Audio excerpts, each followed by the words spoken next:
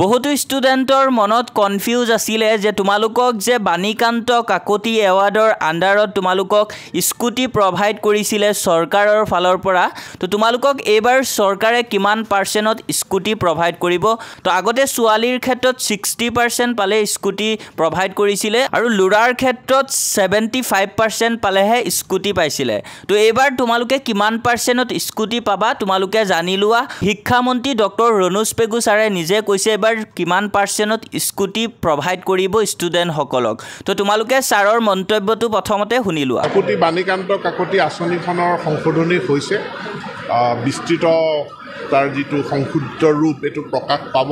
কিন্তু অহা বছৰৰ পৰা কোৱা হৈছে যে অকল 80% পোৱা ছাত্ৰ ছাত্ৰীয়েহে বাণীকান্ত কাকতি বঁটাৰ অধীনত স্কুটি লাভ কৰিব তো ছাত্ৰ ছাত্ৰীসকল তোমালোকে শুনিছা শিক্ষামন্ত্ৰী ডক্টৰ ৰণোজ পেগু ছাৰে এইবাৰ ঘোষণা কৰিছে আৰু আগতেও তেনেকৈ নোটিছ আকাৰে কৈছিলে তো তোমালোকক আগতে গাৰ্লছৰ ক্ষেত্ৰত 60% পালে স্কুটি প্ৰভাইড কৰিছিলে আৰু বয়ছৰ ক্ষেত্ৰত 75%ত স্কুটি প্ৰভাইড কৰিছিলে কিন্তু এইবাৰৰ পৰা তোমালোকক স্কুটি প্ৰভাইড কৰিব 80%ত গাৰ্লছৰ ক্ষেত্ৰতো 80% লাগিব বয়ছৰ ক্ষেত্ৰতো 80% লাগিব তেতিয়াহে তোমালোকে স্কুটি লাভ কৰিবা চৰকাৰৰ ফালৰ পৰা তো বাণীকান্ত কাকতি এৱাৰ্ডৰ আণ্ডাৰত যোনটো তোমালোকক স্কুটি প্ৰভাইড কৰা হৈছিলে তো বহুতে আমাক সুধি আছিলা আগতে